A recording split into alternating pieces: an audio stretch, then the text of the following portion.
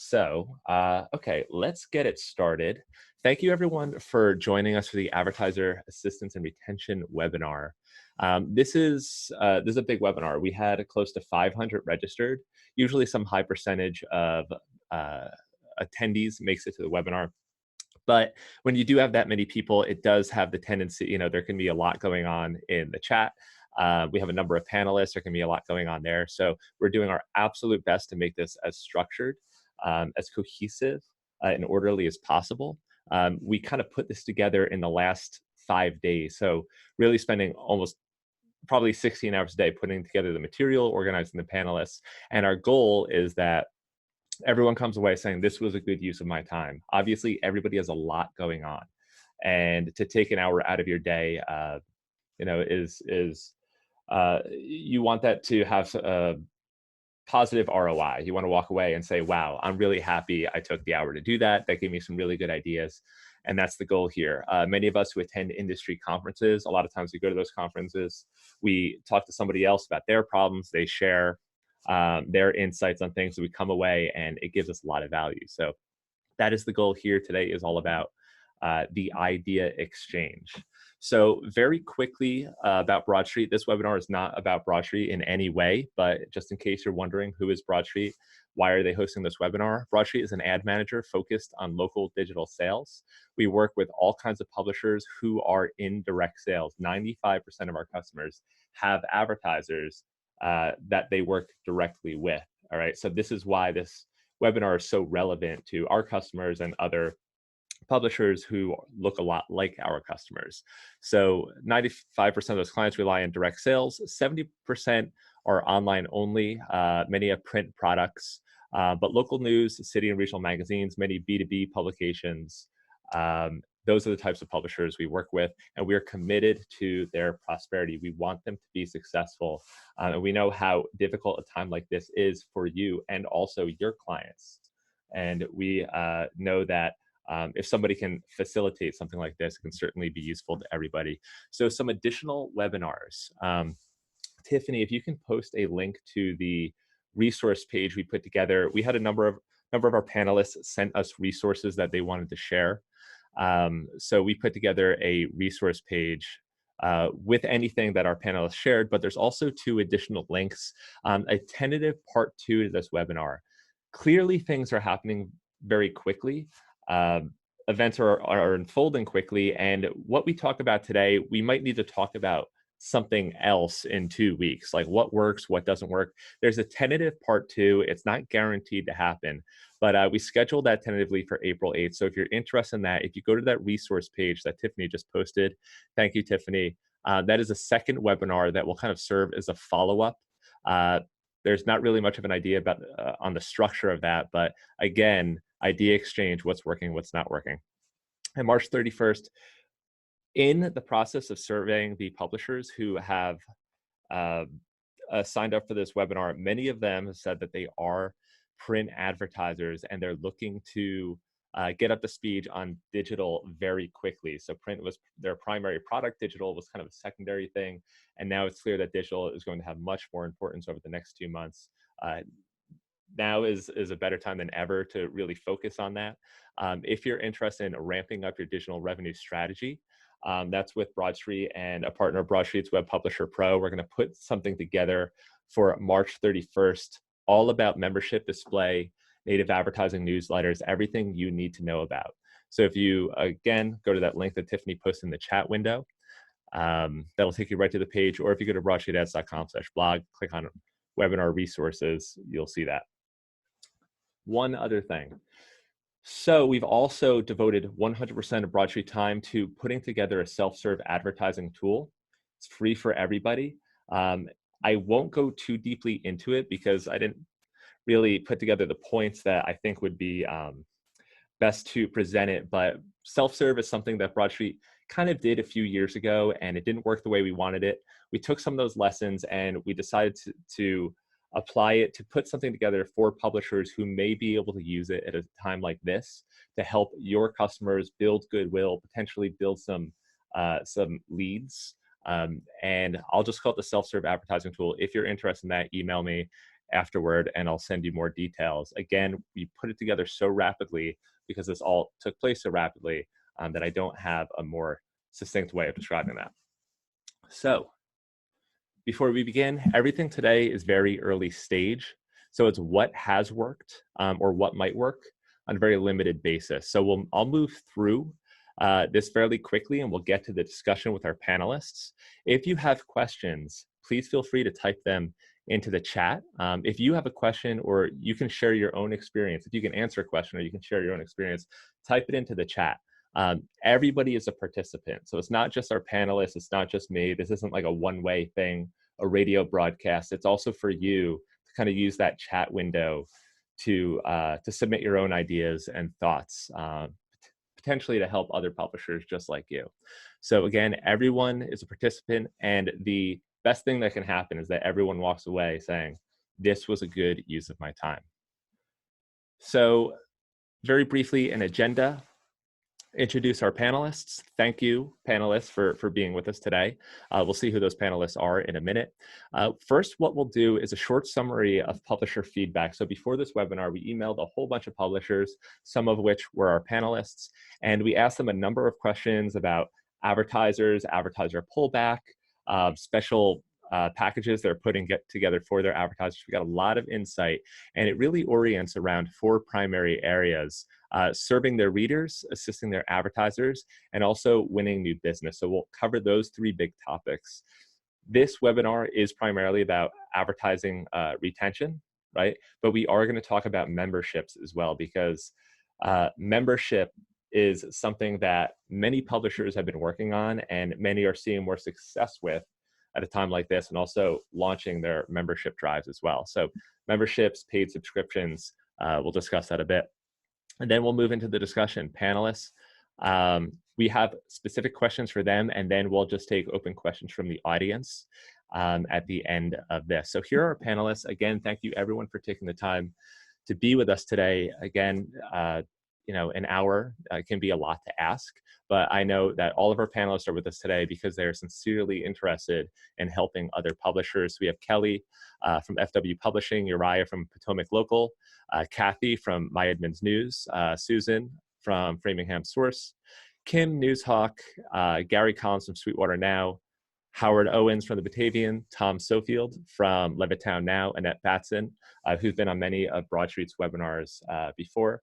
Thank you for joining us, Annette. Marcy from the Berkshire Edge, Brandon Foreman from Baton Rouge Parent, Daniel Payomo from Bay Area Parent, Doug Hardy from CT News Junkie, and Josh from Saucon Source. Thank you all for being with us today. We'll bring this screen back up toward the end. We have that discussion. So if you do have a question you'd like to direct to anybody specifically, you know who they are. So let's talk about the current state of affairs. Many non-essential businesses are closed around the country. This seemed to happen first on the coasts, and it started to happen progressively around the country. Most publishers have had campaigns canceled or paused. So almost every publisher that we talked to or ad sales director has said that they have received advertiser pullback or had to have discussions with advertisers. So if you've had that, almost every other publisher that we've talked to has as well. The length of this disruption is uncertain, right? We don't know how long this is going to go on. And many of us are worried about our clients, right? So our publishers say that, well, we know that some of our advertisers were kind of in a difficult position. We are absolutely hoping the best for them, and we're going to hear about how some of those publishers are building goodwill for those types of clients. But we want, obviously, all of our advertisers to make it through this, but it is uncertain. So in some cases, even for our print publishers, this is there's another issue. It's not just an advertising issue; it's that we can't even get the print publication out. So we'll speak to that a bit too. That said, for online publishers who had additional presence, they have more traffic than ever. So one step at a publisher feedback. I'll leave the name of the publisher out just because I guess it is a little bit sensitive.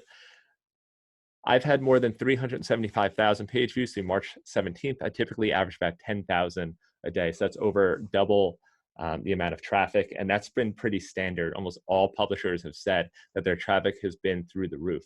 So imagine that your traffic is through the roof, but you're still having these potentially difficult conversations with advertisers. So this is a slide that Kelly Gilflin was nice enough to send over. It's from a presentation from Burrell recently. We've got businesses, they fit into 3 different crisis categories. Some of these businesses are still open in many cases. Some have been forced to close to some degree, but we have our essential businesses off on the left, at-risk businesses, which may or may not still be running, but in many cases are not running. And then those in limbo, which could still be in business, but sometimes they're not. But so we have businesses, many of which are advertisers, and as there's a note at the bottom, these are the top 15 ad spenders in each designation. So the advertiser situation is in flux. That said, there was a general sentiment among all of the publisher feedback that we got. Many of them said, this is our time to show value and leadership for our community. It's a time to step up. We have that traffic, and why? Because readers are looking to us to do what we're good at, right? Publishers exist to give that information that can potentially even save lives, right? That information that you provide to your readers is important, relevant, and in many cases keeps them abreast of things that could keep them out of harm's way. So it's incredibly important. But there's also been a point that many publishers realize that this is a time to build goodwill with their business community. There may be advertiser fall off, right? And we want to prevent that as much as we possibly can, and we'll discuss that. But it is a time to build goodwill. And also, of course, we want to do everything we possibly can to make it through this. So the financials are an issue, and that goes without saying, but talk about ways to make it through. The general strategy has been keep up the great coverage, keep that traffic coming in, but promote paid online membership. And it wasn't originally on the agenda to discuss membership, but it's been clear that it's been a big part of some publisher strategies. Retain all advertising possible. So we'll hear from some of our panelists on how they approach that conversation or handle that conversation when an advertiser says that they might need to pull back. Winning new sponsorships from less affected advertisers. So we just saw on that chart, there are some businesses that are still open and running. So how can we potentially win new business? And we'll look at a template that one of our panelists was nice enough to send in their approach. But really it focuses on 3 key areas. And these are the areas that every successful hyperlocal or local and regional news or city and regional magazine, in many cases B2B, there are 3 areas where they generate the most revenue: reader revenue, display advertising, and paid and sponsored content.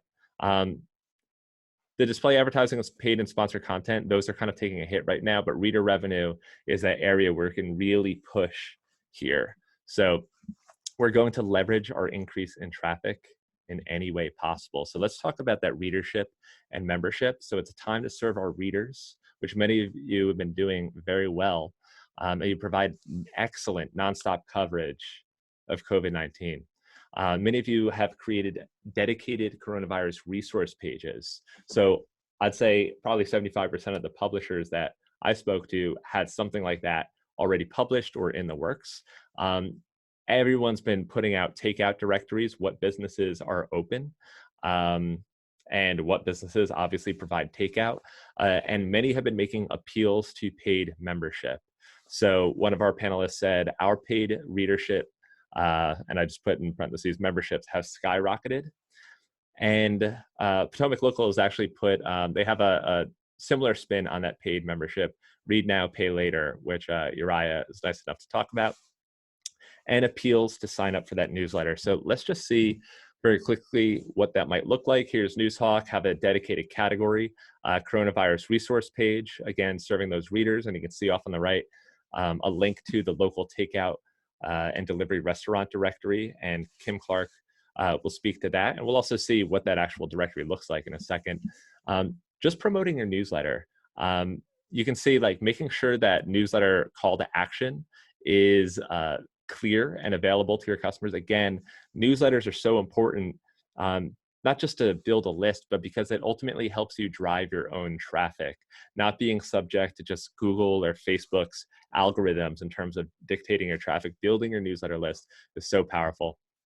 And then the Berkshire Edge here, promoting their membership. All right, so this, I think this is actually a Broadtree unit, and it got a ton of click through, and it's to promote the membership page, right? So the Berkshire Edge membership, and Marcy will be speaking that today. So thank you for offering to discuss that, Marcy. So advertiser assistance, Josh at SelfService, always very thoughtful, says, how can we help? He always takes that approach when it comes to sales. And he says, I need to be a cheerleader for them now more than ever. And I feel a responsibility to do that given my platform's reach. Writing content specifically about affected businesses. So I think Josh, and we'll hear from Josh today, saying that more willing to write stories about the businesses, maybe some feel-good stories or those PR pieces, because of what's going on and the need to support those businesses and help those businesses. And again, building as much goodwill as possible. If we can't retain an advertiser, which is the next section, building goodwill is the next best thing that we can do. So here's that checklist that we kind of gathered from publishers. First, they're asking publishers how they can help. They're being more open to stories about them, more willing to shine a spotlight on those feel-good pieces, mentioning them on social media, and I'll show an example of that, listing them in those special directory pages, whether they're a paying advertiser or not. Because again, goodwill is very important here. And also supporting their gift card drives, good news, etc. Those gift card drives are so important to those restaurants because restaurants usually have relatively thin margins in the first place. Those gift cards don't immediately have any margin or any margin associated with them. So that's something that goes directly to them. So those gift card drives are very important to them. And this is something that Brandon Foreman from Baton Rouge Parent sent over. It might be a paid item. It's the great takeout battle. We threw this in the presentation at the last second, or it might be something that's used to build goodwill. So maybe Brandon can speak to that in a bit. Here's Newshawk's business directory. So this is the top half of the page, the above the fold, and then we can see it is in fact a directory with many listings. Off on the left-hand side, I think Kim said that they have the contacts or the contact information and business information of 200 different restaurants now in the area offering takeout. So many publishers have done something like this. If not a full-blown directory, then it might be a single page on the site, which does a good job of listing this information here. And here's Josh. I hope you don't mind the social screenshot. Again, publishing a story. This is about a small business that potentially a PR piece, but is a good story that helps a small business and does that building of goodwill. So advertiser retention, minimizing the impact because, like I said, most publishers have said there has been some pullback to some degree. Every publisher has said that they've cited their sincere understanding of their circumstances. They said that the last thing that they wanted to do was to go without marketing. And for that publisher, the last thing they want to do is like lose that relationship. So in some cases, it's been just crediting that advertiser for 1 to 3 months, right? So just something that hopefully gets them through this and they stay on board as an advertiser officially, or providing them a discounted rate. So for those advertisers who are most impacted and they say like, hey, we're stopping advertising, if it's kind of mid-contract or something like that, giving them some kind of credit and say, hey, I understand how important this time is for you.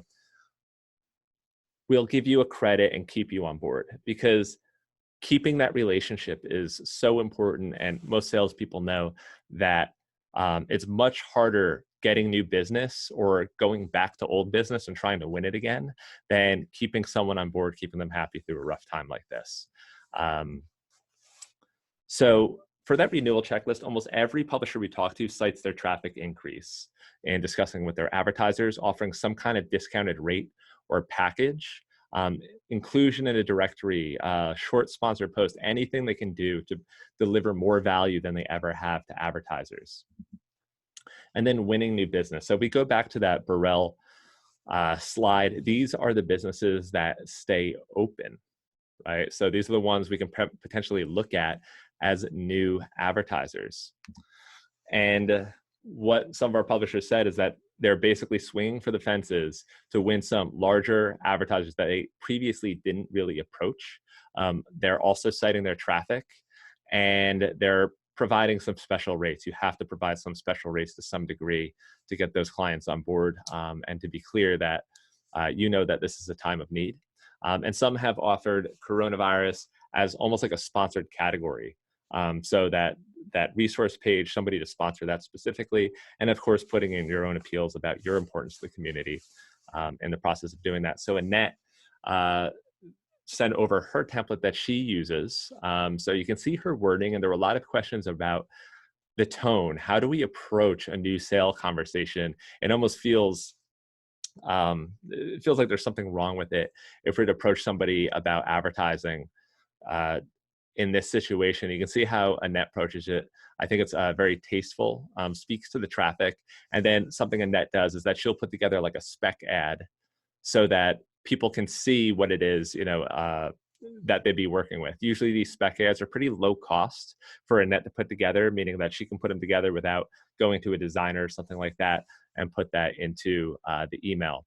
But you can see the template that she generally uses. And she said she's gotten really good feedback on that.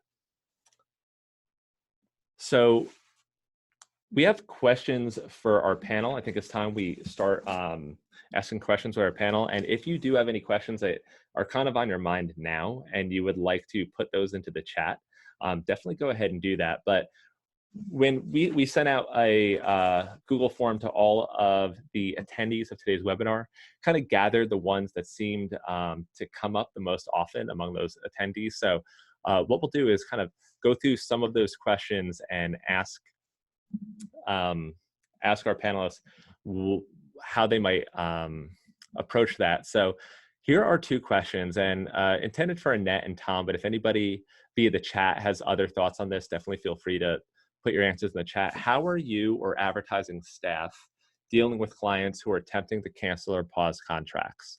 What did you do or try? And where have you had the most success? So we just went through a very high level version of that in a slide, but hearing from somebody who does this on a day-to-day basis, I wanted to ask Annette, how have you dealt with that so far? Well, I'm dealing with it on a case-by-case basis. Not too many people have, not too many of our advertisers have approached me. A couple have online businesses or are providing streaming online services, for instance, of music for children's school. And she said, I don't know what to do. We need to get the word out. And I said, well, the first thing we can do is change your ad, or just we put a banner straight across it that says, register for spring online classes before they were, in a brick and mortar place. Another advertiser, said, I want to, modify my ad and include that we're doing, delivery and curbside pickup only. So that's easy. Then I'm on phase 2 now, where I am thinking about who's advertising, who continues to advertise with us, and how we can enhance their ad. For instance, I have a local bookstore who advertises 1 week a month, and I was going to call them and say, look, how about we modify what your ad copy, your ad creative looks like, and since you are doing curbside delivery, why don't we put that in your ad to get more people to come to your store? Okay, all right, perfect.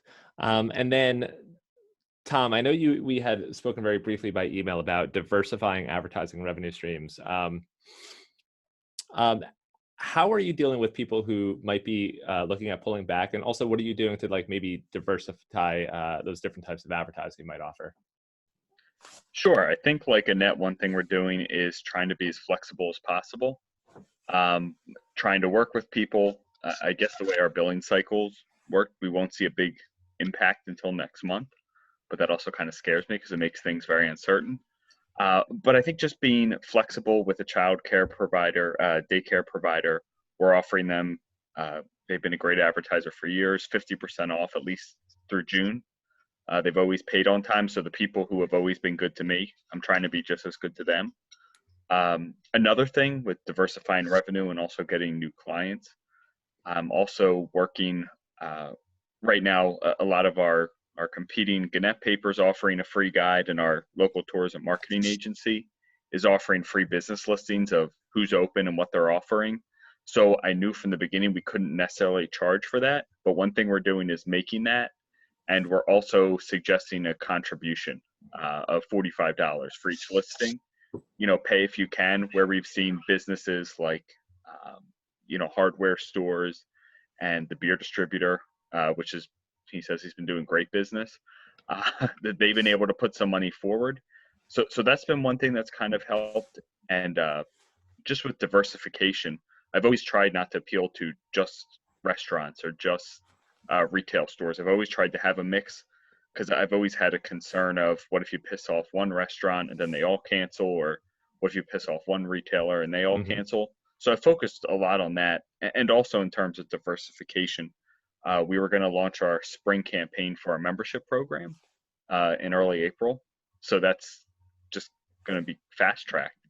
And that's something we're kind of using some examples we've seen through Lion Publishers of other organizations that have really good pitches, and hoping that brings in more revenue. Without the push, we've seen more members.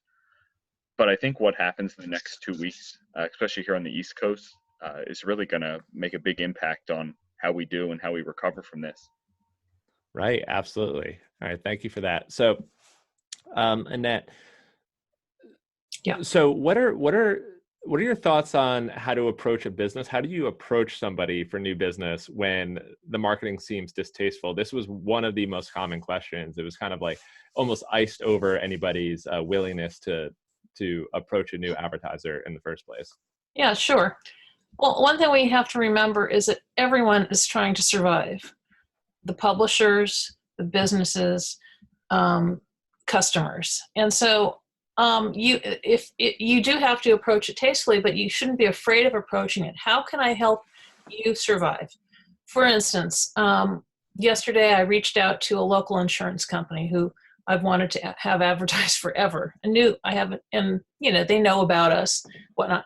And I presented him the opportunity. We have, you know, a 300% increase in our reader metrics since we started covering COVID.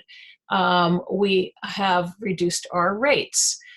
We have options for sponsored content, which allow you to not only gain visibility, but also provide a service by offering useful information, useful pieces of original content, and build your loyalty, build build awareness of what you can offer besides just trying to sell.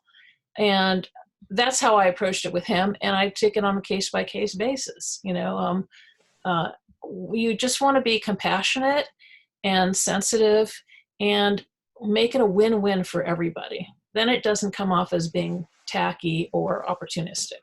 Right. Absolutely. And that kind of leads us into that Goodwill piece. And there's some really good questions coming up in the chat. We're going to answer as many of those as possible. So on that Goodwill item, Josh and Susan both had some interesting thoughts on the idea of building goodwill with your advertisers. And Howard, I know we didn't discuss this specifically, but I threw your name in there because I thought you might have some thoughts. But Josh, you spoke very deeply about building goodwill with advertisers, relaxing relaxing your standards on what you will publish. Can you speak to that a little bit?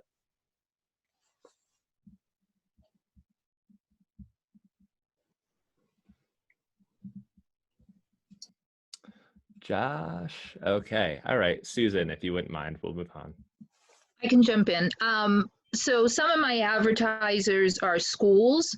And so I have specifically given them a little more publicity on things about that they are doing in regards to online, on food security.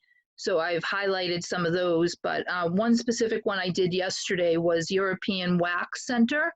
They basically closed shop, but they decided to take all of their masks and gloves and donate to a local hospital. It's a very puff piece that I probably wouldn't have done a normal story on, but it was an opportunity to highlight an advertiser that I hope to keep on. She's paused at the moment. Got it. Okay, thank you. And Josh, I just found you and I promoted you to a panelist. So if you have an opportunity now, you can definitely take the mic. Can you hear me now? Yep, I can hear you. Okay. I would just reiterate that I've done something like that with a salon. I'm working on that now, a salon that is collecting gloves and masks from other salons to donate, and a local hotel that's, comping rooms for people in the healthcare field because, they obviously don't want to be at home being exposed to a lot of the germs. So, I mean, anything like that, I think is important to try and, seize on it. This is the time when, people that have never talked to you before will find you because they're desperate to get their information out there, and they'll really appreciate it, I think, when you take the time to partner with them and also like ask them, is there anything else I can do to help you? And that alone can potentially lead to a conversation about advertising. So I always try and throw that in there. Got it. Thank you for that. And then Howard, I think your model, I think you might work with the most advertisers out of anybody. Batavian's famous model is every ad on every page. Has Goodwill with your small businesses and advertisers, that been something you've been thinking about? Well, definitely. And we started off, so even before our governor put the restaurants on kind of a lockdown, in inside dining, I'd say at least 24 hours before that, we knew that that with the advice that people social distance and not eat out would be hurting the businesses. So we put up a post right away, began contacting local businesses, local restaurants, saying, what are you doing for delivery and takeout? And began compiling a list, which we put at the top of the homepage at some point every day and continue to add to. So that helped. And then as soon as the governor's order went out, I sent out an email to about 170 local businesses that we had email addresses for and said, we're doing this list. Plus, if you have specials to advertise or things you need to advertise related to this incident, we discounted our sponsored posts by $20, taking it from $120 to $125. From $120 to $100. I think the initial feedback I got from that is that people just appreciated that we were being proactive and saying we're here to try to help you. And then we've continued to go in that route. One of the things we did, as soon as the governor ordered only essential businesses could be opened, and thank God journalists are essential, so we get to keep operating. We also now have a list of essential businesses. Advertisers are not, by the way, for both of these lists, we're not required. As long as you're locally owned in our market, you're on this list of essential businesses and also businesses that have specials going or doing takeout and delivery. Then the other thing we did, the chamber sent out messages, mass mails for our competition, where the shopper was offering free online advertising, which obviously we can't compete with. We're not going to give away free online advertising. That's our only source of revenue. And two, the daily newspaper was offering free advertising to nonprofits, which again, we're not going to do free advertising. Well, we've been doing a lot of live stream interviews through this. I should say one part of the strategy is just we have been like laser focused on this issue, pumping out as much information as he can, talking to as many people in the community as he can to build up we're the trusted source for this. I think that's important to communicate, because all our advertisers are also like local residents.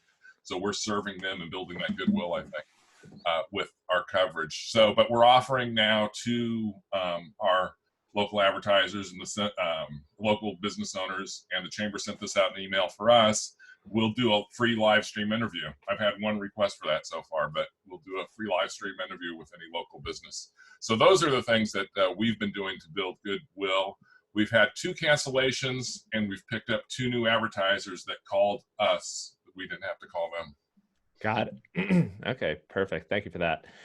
So something that I've noticed come up in the chat, we have a number of publishers with print publications, and Daniel and Brandon, Daniel from Bay Area Parent and Brandon, I was thinking maybe we can, I won't move on to a slide here because we don't have a slide for it, but for those publishers in print, I guess they have 2 problems. One is the distribution. So some of them, it may have been potentially impossible or just impractical to run their print edition. For the ones who did run their print edition, now they have a number of copies that they may not be able to distribute, so they have that problem. And then they also have the same problem of retaining advertisers. So Daniel, do you have any thoughts on that, both the distribution and retention pieces? Yes, I do. Thanks, Kenny. One of the questions was raising the issue of how do you deliver your print publication to readers during a lockdown, and whether or not is there an option to get that the advertiser's message out and that content without retooling to a complete online presence. Well, there's a lot there, actually. The first of all, readers are in lockdown mode, but they're accessing content primarily through computers, tablets, and phones. So a digital approach should be your primary one. Direct mail, I know direct mail has been brought up as well as a means to deliver content, but it's very expensive, as we all know. However, I've got 5 or 6 points that I think that could be helpful for everyone. First of all, you should make an effort to distribute your print publication, if not to minimize or mitigate any potential legal exposure, as well as revenue, excuse me. And that means within reason, within your local restrictions, right? But look for those businesses that are open, primarily grocery stores, libraries if they're still open, and businesses with generally good traffic despite the restrictions. If you don't distribute even just a minimal amount, that can just expose you to some legal issues, potential legal issues. Then you should, I would recommend you distribute your magazine or newspaper digitally. And how do you do that? You first need to have to sign up with a digital publishing platform.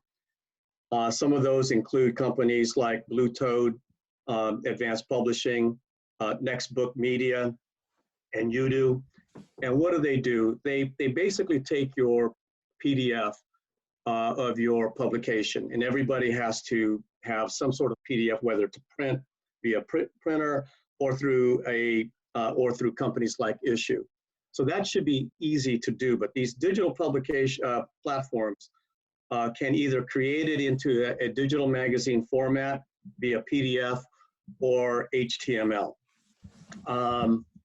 The second is, how do you distribute this digital magazine? There's 2 ways to do it. One is through your subscriber base, which most of you should have. If not, you should acquire one as soon as possible, or start with that. But a fast way to get the subscribers or a list, depending on your niche, is to go with a company called Site Impact. It's a company that has generated a subscriber list through a variety of means. including some really top-notch databases. But they have over 50 selects that you can choose from, depending on demographics, geo selects, and you can distribute. You can have that list right away and begin deploying your digital magazine through that list, and it's not that expensive. If you do have digital subscribers already, Side Impact allows you to dedupe your list or suppress your selected list from Side Impact, so that you get to the target that you want to achieve. A few other things that if you do go that route with Side Impact, and by the way, that's how we're doing a combination of both making the effort to print and also delivering our magazines through Side Impact, our digital magazines through Side Impact. Number one, double check with your circulation or distribution auditing company, if you have one, such as CDC and BPA, that your digital deployment does count towards your distribution or circulation numbers. And number two, be sure to offer or to present a subscribe link to your non-subscriber deployment through Side Impact. You're going to be paying for that distribution. Might as well use that to acquire subscribers when things go back to normal. All right, perfect. Actually, so that I wanted to hear, or actually I wanted to comment on that. One thing I heard about distribution, I know in terms of the distribution is tough. Something that I heard on a call 2 days ago is that if you do have a print product that needs to be distributed, something that some publishers have been doing has been dropping them off at the locations of advertisers who are still open, such as grocery stores, for example, or if they weren't an advertiser, they are now, as long as they agree to distribute your magazine with everybody's groceries, for example, or takeout restaurants, for example. So basically using those businesses that are still open, creating some kind of deal with them, potentially free advertising or promotion, so that they will distribute your print publication. So obviously it still gets in front of readers. So I wanted to throw that in there too. Brandon, I want to ask if you had any thoughts on that as well. Maybe even the retention side for somebody on print. We're doing a little bit of everything right now. We did print, our publication. We are, distributing kind of through as much of the normal channels as we can.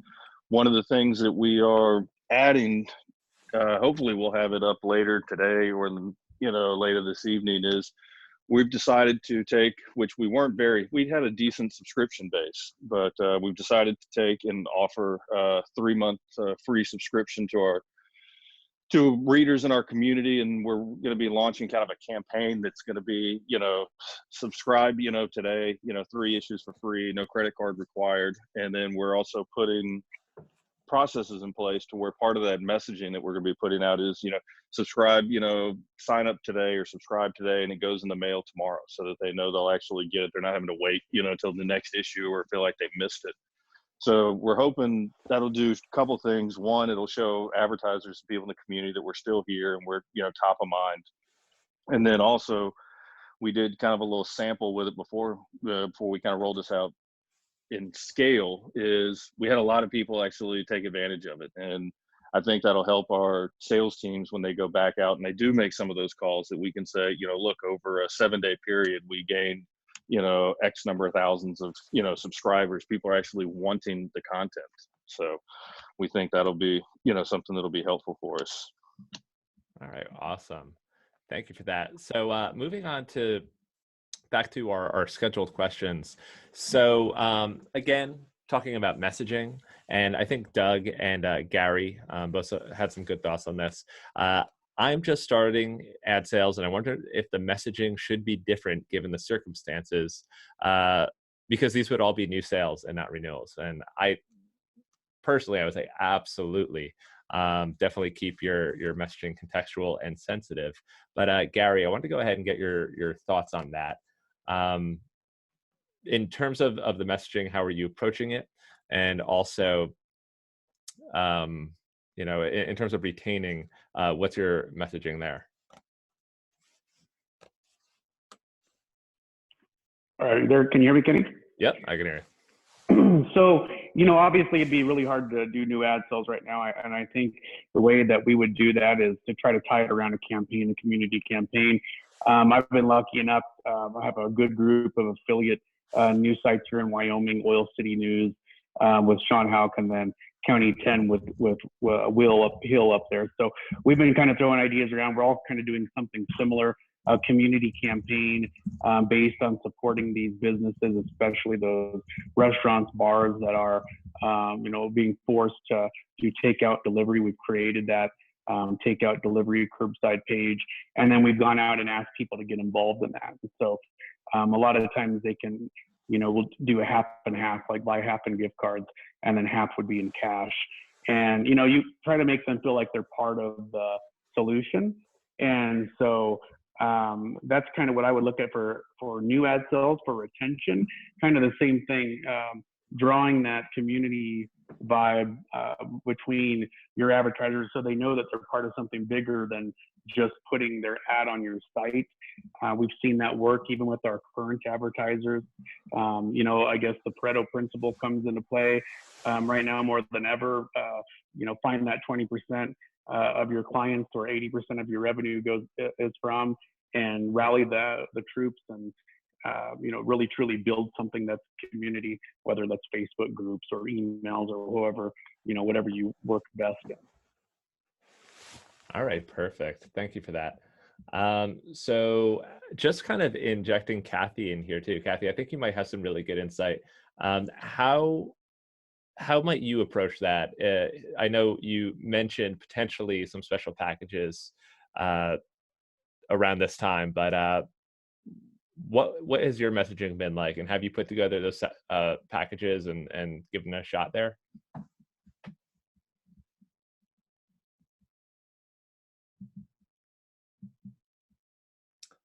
All right, maybe we'll come back to Kathy and Doug. I think you had a lot to say about the messaging piece, and on that resource page, Doug was nice enough to share his notes with us. It's 1 or 2 pages of his notes about the appropriate messaging, kind of more from a PR perspective.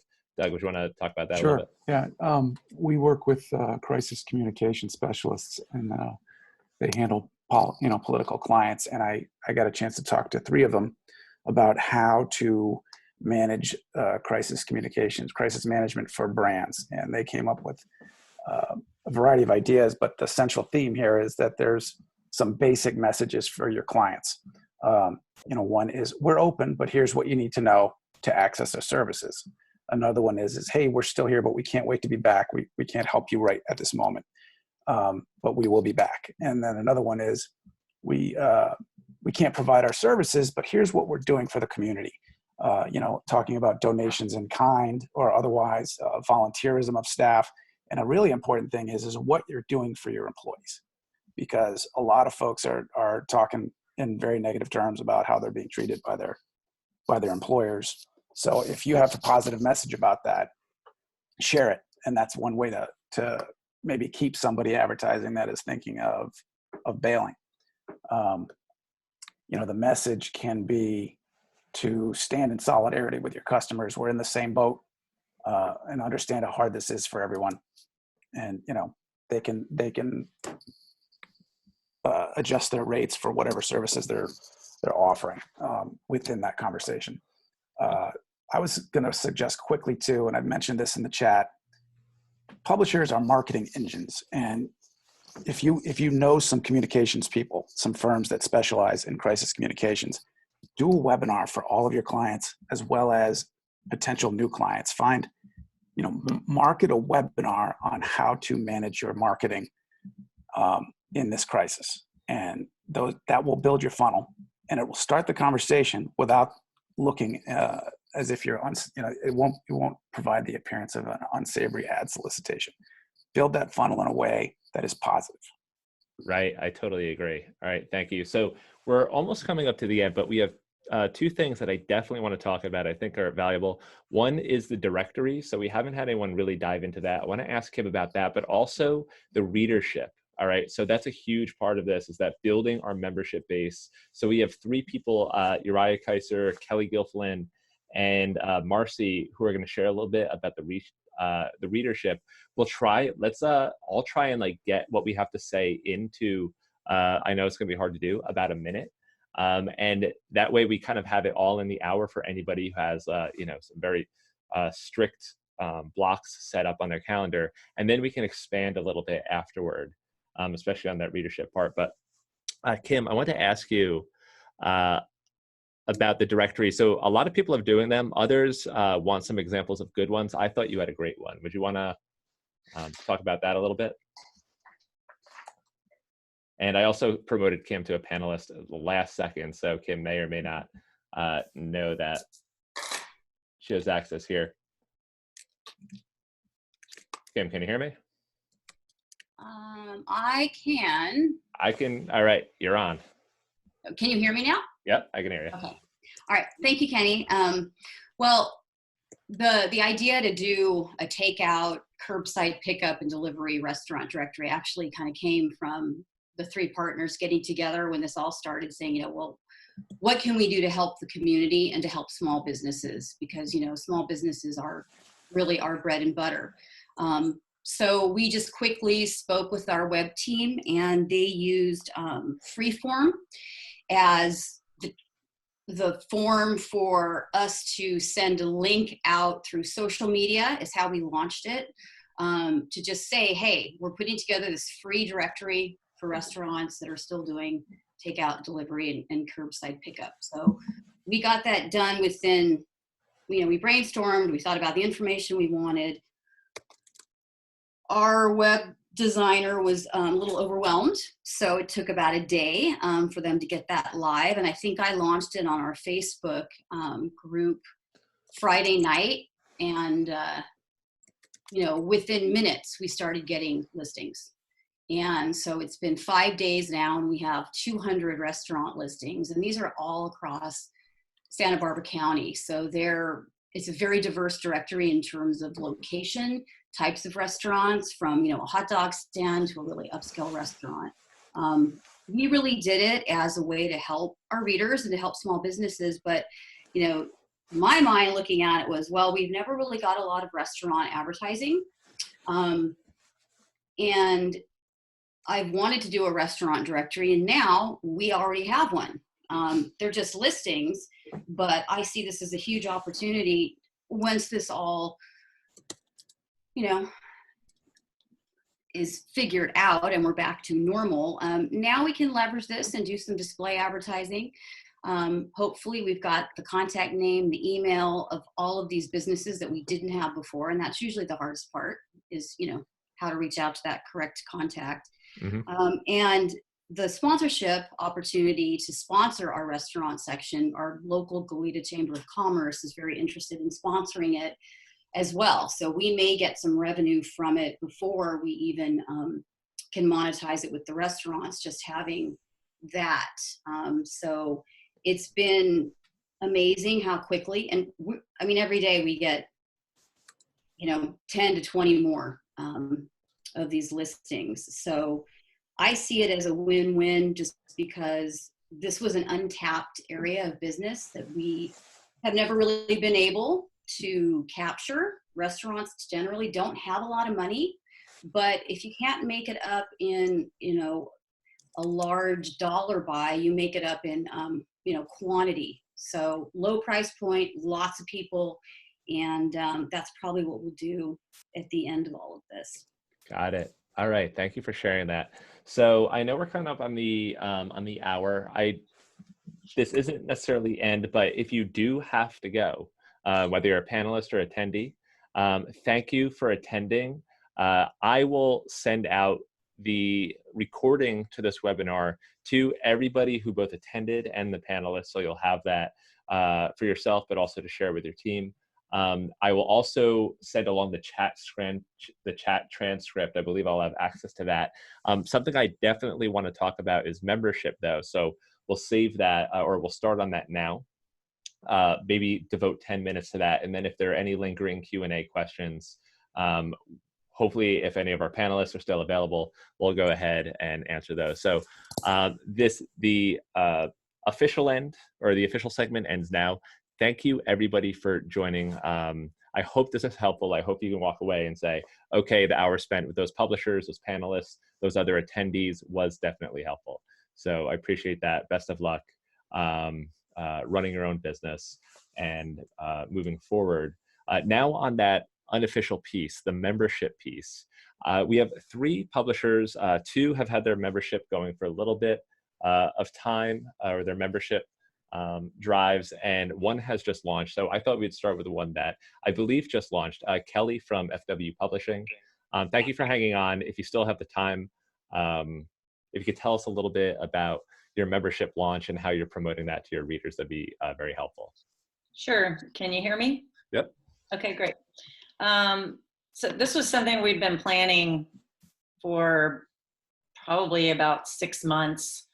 And we had been working through all the pieces and writing all the copy and studying other Lion publishers that had gone through News Revenue Hub and the Facebook Membership Accelerator, and really just studying what everybody had done and what worked and what didn't, and made a lot of phone calls. So doing research is helpful.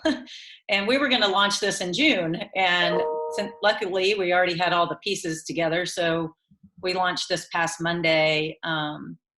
We're up to, I think, 106 members at different price points. We tried to have a very affordable, and then we had a $5 level, a $10 level, and a $25 a month level. And then we have some options to do, once a year.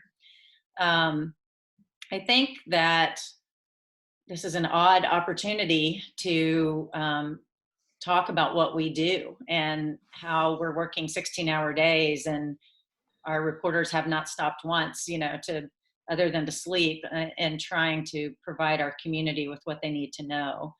And it was an opportunity for us to say, we do this all the time, and nobody else has 7 people on the ground covering this county like we do. And if you value what we do, we could use your help. I'm not sure exactly what you want me to share. I can share a link to our membership section. Right. Everything's hidden. It's just williamsonhomepage.com/membership.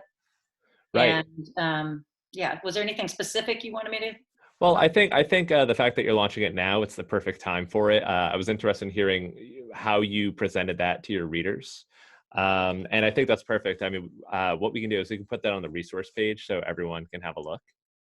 Yeah, I think we started with something that an alt weekly in Austin used as their theme for the whole campaign. We're not doing that as our theme, but it was "No news is bad news."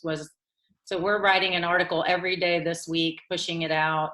All of those articles are in that section. I just finished putting them all in that section so you guys could see them. And I think we've taken from, I even have folders of all the ones that I loved from Texas Tribune, Berkeley Side, all the different Lions I have them in a folder, and I'd be happy to share that folder with people too. Oh, that would be perfect. Yeah, that'd be very, very good for the. It's just all the different types of asks, and I'm just taking those. I've asked for permission Mm-hmm. to. In fact, I haven't talked to Kim yet, but I need to steal one of hers. Anyway. Yeah, that would be awesome. Okay, cool. So that's just starting. I know Uriah, there were a few questions that came up that said, is anyone suspending paywalls right now? And typically with membership, there may be a paywall in the process. I thought Uriah had a really good approach, which is basically read now, buy later. I thought that was a nice way to address that. So Uriah, I wanted to go ahead and ask about your experience with membership, how that's gone, and also that new model that you just launched. Kenny, thank you. I just wanted to share a couple things and just one point, if I may.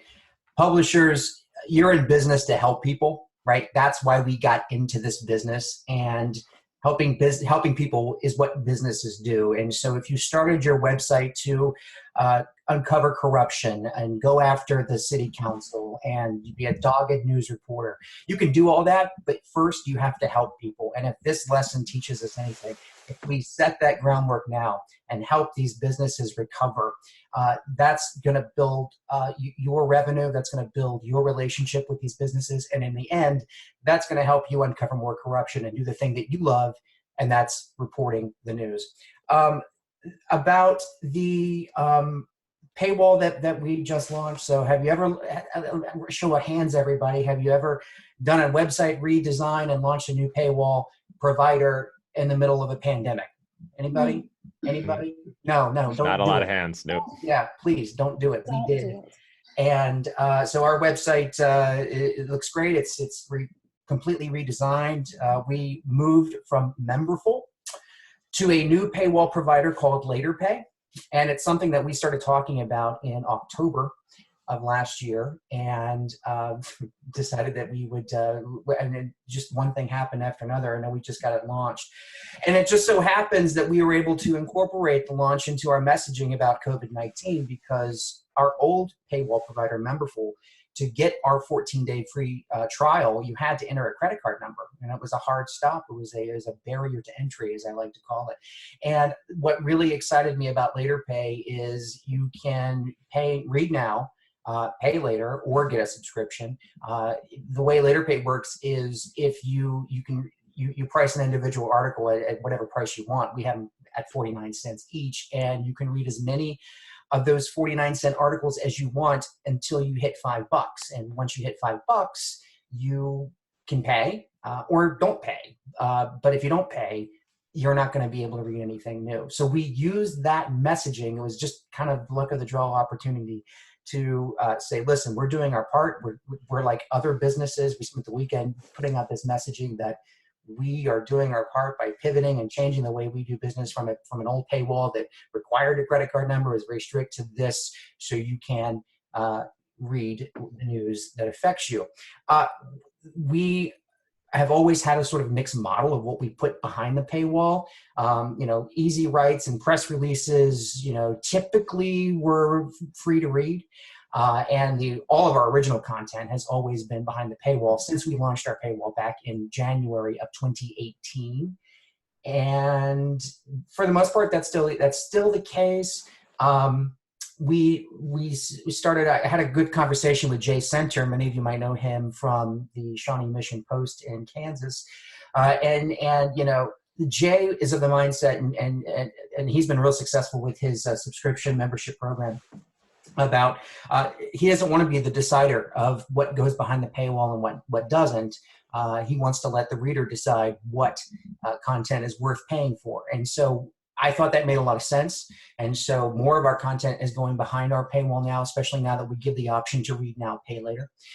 But, in a crisis, we've kept our paywall up, and we are, seeing readership, subscription growth. But when we get calls for N95 protective masks and the hospitals that need help and, humanitarian stuff, I cannot find it in my heart to put that behind a paywall. So that is unlocked content. And so that's what we're doing from a reader side. From a sales overall, I can tell you historically, we've had good experiences selling unlocked content, right? Sponsored content that is quote unquote unlocked on our site. Reach all of our readers by unlocking your content. I've had accountants and IT firms and stuff like that come on because of that. But the way I see it is, if you have a paywall and you've incorporated it and you're committed to it, then now is not the time to drop it. Now is the time to leave it up, because we all deserve to be paid for our work. Right. Absolutely. So thank you for that, Uriah. On getting paid for your work and doing that well, I wanted to ask Marcy, you'd share a little bit. I think you had mentioned that you had a very successful membership drive recently. Would you care to speak about that a little bit? Yes. Can you hear me? Yes, I can hear Am you. I on? Okay. We had a membership drive. We started about 2 years ago, and we were doing it kind of anemically, I think. Every once in a while, we'd send out a letter to the people whose emails we had and ask them for, to join us. And we have 3 levels of membership. We have a $60 or $5 a month. We have a $120 or $10 a month, and we have a $240 or $20 a month. And for the 2 higher levels, I offer the opportunity for the member to give free advertising to a local nonprofit of their choice. so that if you are a $120 member, you can give 10 days of free advertising to a local nonprofit. If you're a $240 member, you can give 15 days of ad to a local nonprofit of your choice. The nonprofit has to put up the ad. The member doesn't put up the ad for the nonprofit. The nonprofit creates and posts the ad. So as we began losing advertising revenue, David Walsh from Web Publisher Pro encouraged me to do, to ramp up our membership drive, which I was a little reluctant at first because, again, like everybody else, I thought this is not a time to ask people for money, but it has been, with David's encouragement, it has been a very successful time. What we did is, first of all, I wrote another letter to the people whose emails we have, who are mainly the people who subscribe to our daily email update. But I also was concerned that we have thousands and thousands of people whose emails we don't have. They come to us from Facebook, or they just come to us organically.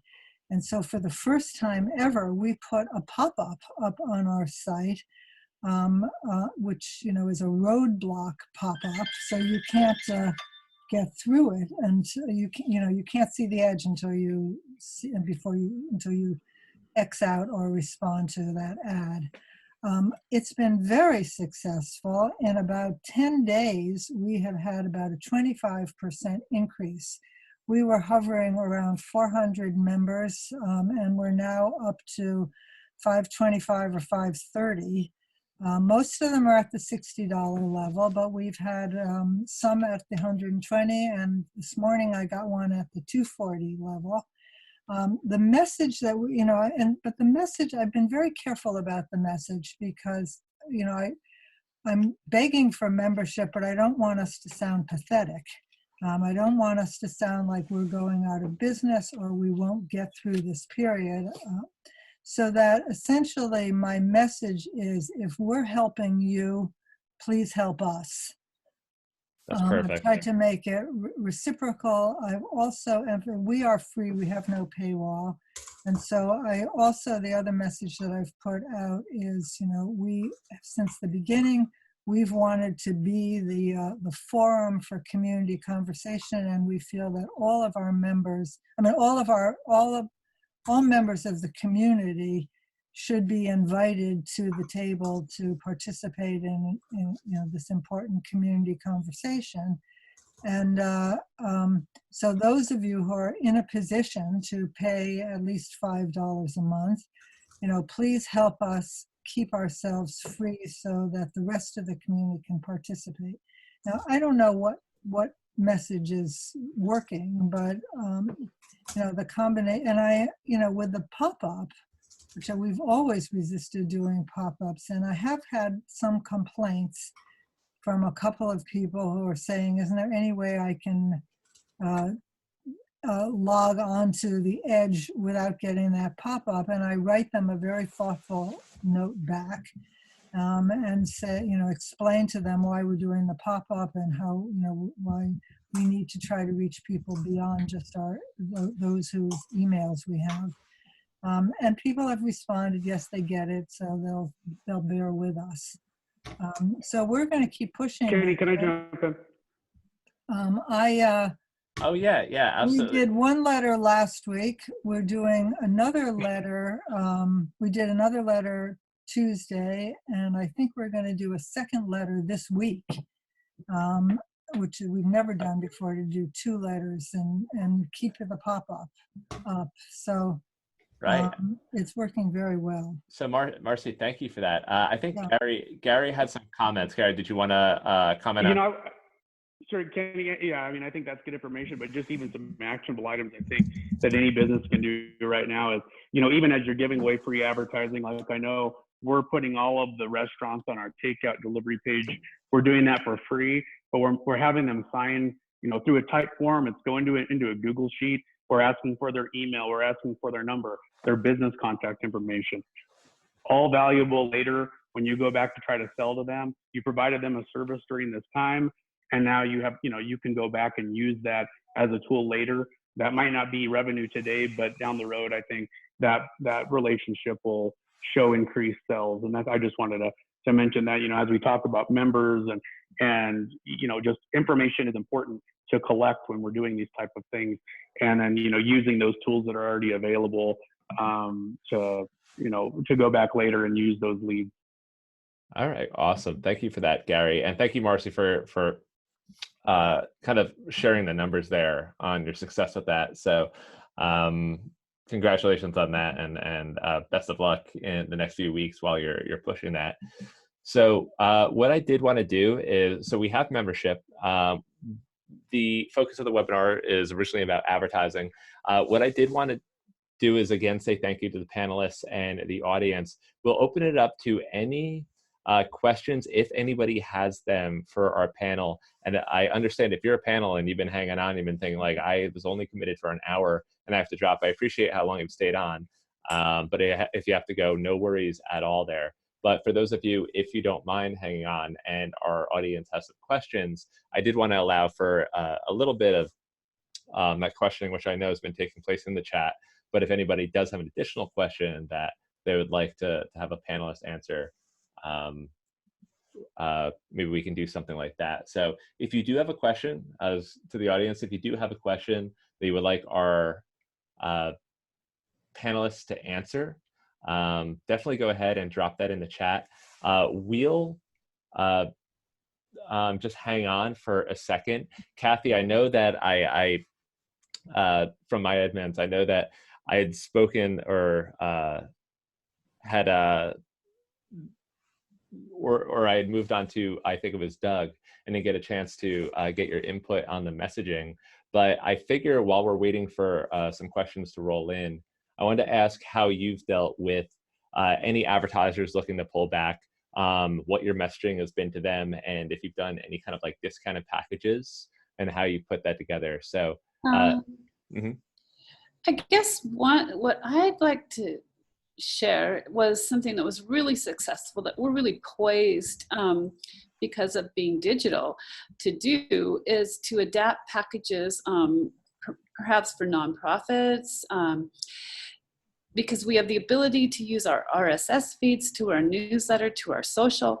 So one campaign we built in particular was for a nonprofit that had a huge event canceled, and it was their main fundraiser. So we converted that to a billboard. So they had a billboard ad. So it was a virtual campaign where they had a big billboard ad, and we built out sponsored content, which we call sponsor spotlights. We also sent out some newsletter posts, and the client had built out their website to accommodate the URL clicks. And they had a really successful campaign. And I think that now I can use this as a model with other nonprofits. I'm already working with another group. So I would suggest to everyone out there that we're in the opportunity phase of our digital lives, and take full advantage of this capability we have. All right, thank you for that. A question that just came up from Lisa, and Lisa is actually kind of unique here. I think it's Oakland County Moms. And for Daniel and Brandon, this might be, you guys might be the best to actually answer this. Lisa says that, I worry that this does not apply to our format. We are a site that posts mainly fun events and family activities in the community, all of which has come to a halt. We only post the positive, so we've seen a huge decline in traffic. We're trying to combat it by posting helpful content, ways to keep busy, restaurants that are still open, but everyone is so focused on the bad right now, so they're not looking at us, they're looking at the bigger news sites. Daniel, I want to ask, like, how would you, I mean, do you have any thoughts for Lisa? Yeah, I saw that that question. That's a tough one. We at Bay Area Parent run about 6 events a year. It's not our sole focus of our business. What we ended up doing was we tried to run have an event, and we only had 75 people attend it, and then we consequently canceled the following week's event. We did save that revenue, converting them to eBlast. but unfortunately, I have not figured out how to revive that event business at this point, quite frankly. Got it. Okay. Brandon. Now that Okay. being said, one of the things that we did was that those businesses that were going to be at an event, for example, we did convert them to what we call group e-blasts, so that we put maybe 10 exhibitors onto an e-blast. It's a lot of work, but it's at least, keeping some of that revenue. The other thing too is that we have about 13 directories on our website, and we're going to add a virtual camp, virtual classes directory as well. You could possibly do a virtual event directory and put together a virtual event page. But at this point, I specific to that issue that was raised, I don't have a magic bullet at this point. Hey, Kenny, this is Uriah Kaiser, Potomac Local. I saw that question too, and I just wanted to chime in if you don't mind. Mm-hmm. So many businesses across the country are pivoting, right? I mean, we're seeing, for the first time in Virginia, we're seeing that alcohol, you can drive up and get a can of beer. We're seeing restaurants do outdoor markets now. One of the things that we do every week is cover local government meetings. That's our bread and butter, and they're not meeting. And so what we have done is pivoted to big ideas, right? So how will kids in the future learn at school, right? I mean, we're losing so much school. I did an interview with one of the chairman of the school board. He's now advocating giving kids a cell phone that you can plug a keyboard into. What's the future of baseball when this gets back in? We've got a team coming to our area, building a brand new stadium. What's that going to look like? The future of travel in our area, in Washington, D.C., or, commuting. I mean, in New York, people are getting this on the subway. So how will COVID-19 change our daily lives? And that's what we're doing. We're pivoting to sort of this content. So, we are all storytellers, and no matter whether we cover City Hall or you do events, how will caterers change the way they do business? How will daycares change their safety protocols? You have relationships with all of these people, and just because you're not doing it the way you always did, we can pivot and tell new stories, because in the end, again, we're storytellers. It is, and that's true. And sometimes it's difficult as the business owner, because you kind of have this vision or this mission, what your publication is all about. Sometimes kind of pivoting can be a little tough. So I'd agree with the panelists there. And I know that's not kind of the maybe something you'd have to think about a little bit more. But going back to what Daniel said, talking about virtual events, I think Kelly mentioned that you had just sold something related to a virtual event. I saw that in the chat. Well, we had a live storytelling event scheduled in June and then Promises Behavioral Health, which might be in some of your cities. You might want to look that up. They were going to sponsor the storytelling event. It was basically about suicide and some solutions journalism we had done. Well, we don't know that we're going to be able to do that in June. So I kind of pivoted the conversation to doing a series of 3 virtual events about mental health, because isolation that we're all experiencing does bring on depression or worsen depression from people who already suffer from that. So what we're talking about doing, and I'll be happy to, once we iron out all the details, I'll be happy to share that with everybody. But basically, we're going to try to live stream the event. And Kenny, I'll probably be calling you and figure out how you did all this with this many people. Yeah, definitely. But that's what we're talking about doing. I mean, it's just basically taking an in-person event that we were going to do and pivoting that. Hopefully we'll still do that live storytelling event, but let's talk about something that is affecting a lot of people that are isolated in their homes right now. So Promises Behavioral Health. Somebody just asked what that was. Hey, Kenny. Yep. This is Brandon down in Baton Rouge. Well, we've struggled with a lot of the same thing that everybody's, talking about, but what we've found is we're putting ourselves, we're the only parenting publication, you know, in this area. The next closest is New Orleans. And doing that, we can't necessarily, I don't think any of us, like we've all said, can call up and start asking people for money right now. But what we can do is make sure that we're top of mind for everyone. You know, everyone's covering the news. I've told a number of different groups that we're in, you know, we're not investigative journalism, but we are able to give information to parents that they need. We're working with a lot of the local museums doing, you know, virtual tours, you know, for kids to be able to watch. You know, we're doing some online story time where kids are reading stories. I think what, at least our play, you know, is making sure that we're constantly pushing information out that parents can use, because those same parents go back to work someplace. And when they are sitting there back in the office and they're saying, how do we reach our customers? And if they can remember that, well, every time we saw stuff from Baton Rouge parents, they were putting information out. Maybe if we can get Baton Rouge parents to talk about us, we believe that will, you know, kind of turn, you know, they'll turn back over to us. And I kind of tell everybody, you know, I recently went and learned how to fly airplanes, and they have an expression that's called aviate, navigate, communicate, you know, and no matter what happens, the first thing you do is you fly the airplane, no matter what. And I think as business owners, that's what we've got to do. We have to run our business. We still, you know, we can't get trapped into the staring just at the media, you know, all day. We've got to find out what to do. Then we've kind of got to navigate our way through this. We got to figure out what's the next path. And then the last step would be is to communicate that out to our advertisers in our community. So. Right. Absolutely. Thank you, Kenny. Brent. Hey, Kenny, this is Doug from Connecticut. Mm-hmm. Just want to expand on that. Is the idea here is to stay relevant.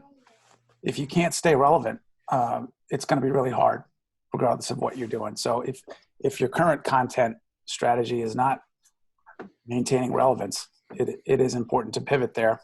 If you are focused, if your audience is full of moms or parents, educational content is a good idea. Just activities that they can do.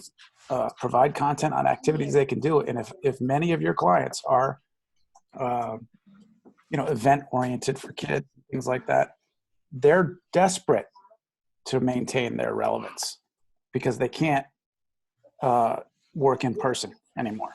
So, you know, reach out to them, talk to them about how you can become your community's go-to source for, you know, to augment the lesson plans from school that actually don't take very long at all, unfortunately. Right. Absolutely. Thank you, Doug. Mm-hmm. One thing that I didn't hear anybody mention, but we did a whole 20 minutes on this in our sales meeting, virtual sales meeting on Tuesday, was talking about all of the different Broad Street creative where you can really make an impact with content. You have that new ad in beta where they can actually have links to their stories. So if you're talking to a Promises Behavioral Health or a hospital or a doctor's office that they want to be relevant and they have this content on their site, you can use those really the rich media ads that have video and the links to the stories that kind of shows them as the expert. And I think, but you could also have fun with it with a liquor store and have links to drink recipes. Since you can't have a bartender, learn how to be one on your own. Mm-hmm. I mean, we did a whole 20-minute session on, we really want the advertisers to be able to have that conversation with our readers. And there's all of these rich media formats in Broad Street that we can use to do that. And it kind of got everybody's creative juices flowing. And I think that's when you're talking to these people who are hurting and they're trying to figure out what to do, is creativity is key right now. And that creates relevance, which is what Doug was talking about. Right. Absolutely. And we didn't mention too much of that, but we do, you know, that is a big part of what we suggest our customers do is be creative, stand out, deliver something that they probably can't get anywhere else. And that's a big part of what Broad Street does. We had one question from Jen, I think that she asked it twice because I think it kind of got lost in the mix first time around. And this is it's on that kind of collection piece. So this is kind of like a toss up, anybody who wants to kind of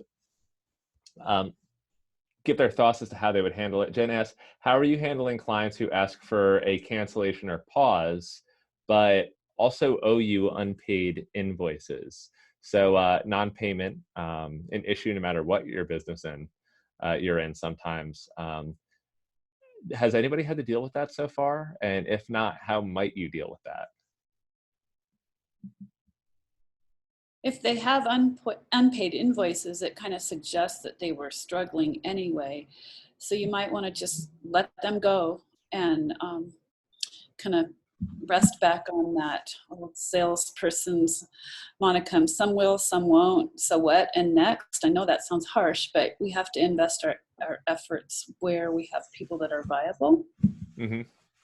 Right. Yeah, I'll speak to that too. I would, of course, say, yes, we can pause your advertising, but I would bring up that they have an outstanding invoice because, yes, maybe they can't pay it, but oftentimes it's just, they're just behind. Sometimes some of our largest advertisers that we know are good for it get behind for whatever reasons. So I try to negotiate it like, well, are you able to work out a payment plan to pay off this? Because they might say, oh, yes, of course, I'd love to. You know, you won't know until you ask. So I'd at least ask. Yeah, I'm not saying write it off because we never give up on those accounts payable. Yeah, no way. We have about 0 on our books right now. That's awesome. So yeah, we never give up on those. Can I jump in here? Yeah, absolutely. So the one thing I learned when I worked with the Scripps company, they had a policy of never suing their advertisers. If somebody didn't pay, they didn't pay. They didn't want the reputation that getting around that they would sue a local business. So I kind of went with that when I started the Batavian, and feeling like we have so much personal relationship with our fellow local business owners. I am very lax about businesses that are slow to pay. I have one advertiser right now that is perpetually about $1,000 in arrears. He tells me a check's coming this week, so hopefully that's true. And I just work with him because I'd rather like maintain that relationship. I've been probably maybe 4 or 5 times over the years have I been like totally just screwed out of payments where somebody didn't pay me eventually. Almost everybody always catches up. Some people will eventually catch up and then at that point cancel because they know they can't do it anymore. But I'm just really lax about that. I am nervous about how this will play out, that people who are normally don't fall behind, if they fall behind now, and are they going to be in a position to ever catch up? But since we're not out a physical product, me, it's really important. Just maintain, I don't want to be that bill collector that I always hate. The guy that's always like putting the screws to somebody.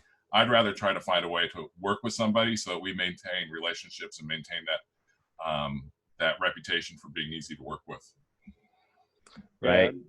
Yeah, I'd jump in there and say, this is Brandon again. I agree with, Howard. We have the same kind of mentality that we're not going to go run around and sue and turn people over to collections. And we do have a print product, and so we do have some cost and on our website stuff.